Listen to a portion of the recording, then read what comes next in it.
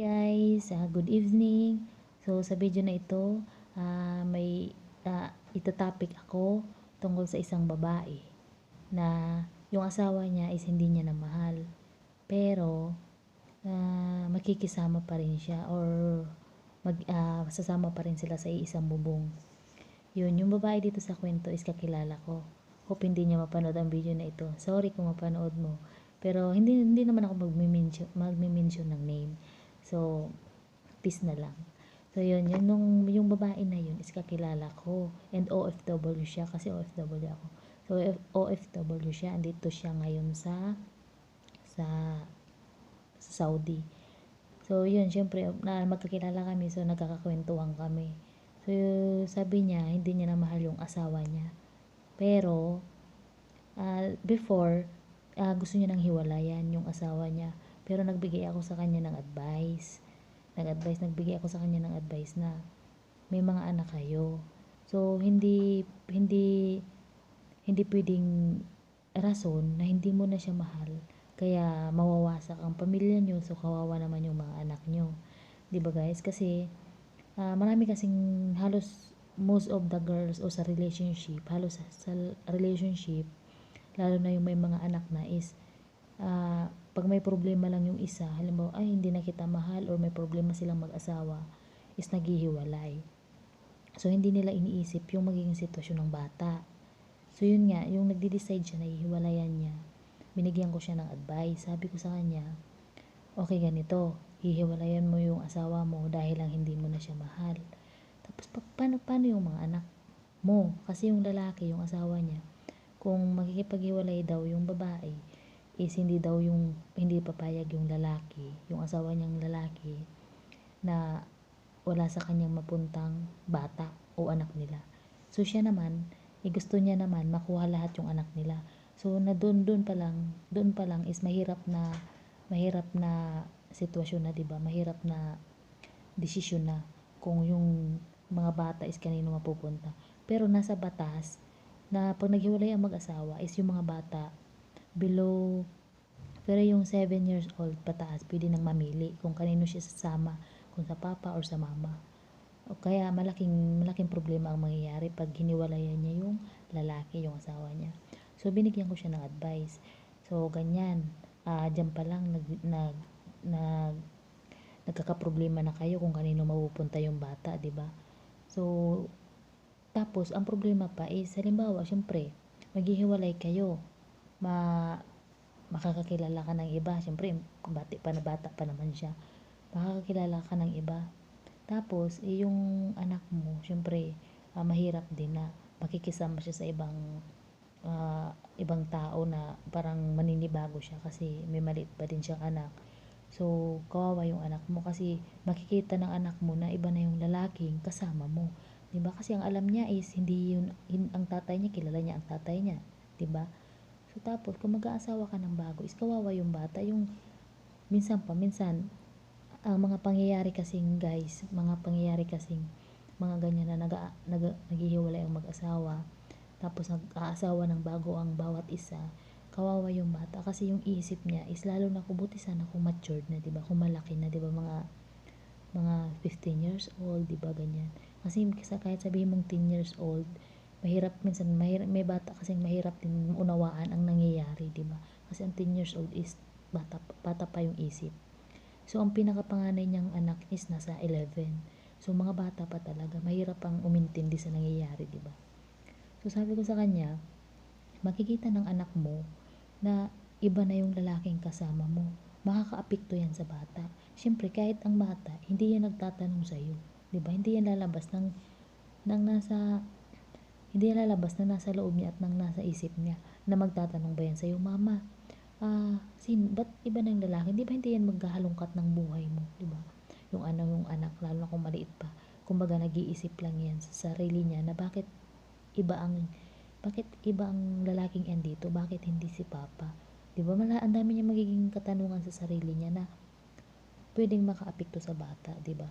Kasi imbes normal yung isip ng bata na masaya ang pamilya nila, kasi ayan, pag nakita kasi ng bata na magkasama yung mama at papa niya is, syempre, masaya ang pakiramdam ng isang anak na alam niyang buo ang pamilya niya. Pero kung makikita niyang iba na ang kasama ng mama niya, tapos makikita niya yung papa niya na iba na din yung kasamang babae. So, 'di ba, sino ang maguguluhan? Sino ang mahihirapan? Yung bata, 'di ba? Kasi sa sitwasyon na hiwalayan, sari-sariling pakiramdam lang ang iniisip, ang iniintindi. Alam mo, yung babaeng kakilala ko, hihiwalayan yung asawa niya dahil hindi niya na mahal yung asawa niya. So, sarili niya lang yung iniisip niya, hindi niya iniisip yung magiging sitwasyon ng bata, 'di ba? At ano ang rason niya? At ano pa ang rason niya? Bakit hindi, kasi dati naman daw is, pero dati daw, sa Pinas pa, is hindi niya naman daw, minahal niya naman daw kasi syempre nagkaanak sila. Pero hindi daw ganun kaano yung pagmamahal niya. Parang minahal niya na lang daw kasi nagsama na sila, parang ganun. So, parang napilitan siyang mahalin yung lalaki. Ah, parang napilitan lang siya kasi 'di ba parang ah, maganda yung trato sa kanya ng lalaki. So sabi ko sa kanya, hindi pwedeng rason 'yan. Kasi 'di ba, kung noon pa naramdaman mo nang hindi mo mahal ang lalaki, dapat noon pa lang hiniwalayan mo na. Hindi ngayon na may mga anak na kayo, saka ka magde-decide, 'di ba? Buti sana kung may ginawang mali yung lalaki, 'di ba? Pwede mong hiwalayan. Kung may ginawa siyang mali, ang rason mo lang naman is hindi mo na mahal, 'di ba? Kung magpapangkaanuhan tayo sa kahit sinong taong ah, ano ng hiwalayan nyo, kung yung point kung bakit kayo naghiwalay, at malaman na hiniwalayan mo dahil hindi mo na mahal, 'di ba? Para kang parang ikaw magmumukhang baliw dito sa sitwasyon na to, 'di ba? Sabi ko sa kanya, ikaw magmumukhang baliw dito kasi hihiwalayin mo yung asawa mo, mawawasak yung pamilya mo dahil hindi mo na mahal, 'di ba? Noon mahal mo, ngayon hindi mo na mahal. Anong mayroon? 'Di ba? Anong mayroon, 'di ba? Umalis ka lang, nag-abroad ka lang, hindi mo na mahal yung asawa mo. So, natauhan naman siya kasi naawa siya sa mga anak niya. So, pinag-isipan niya ng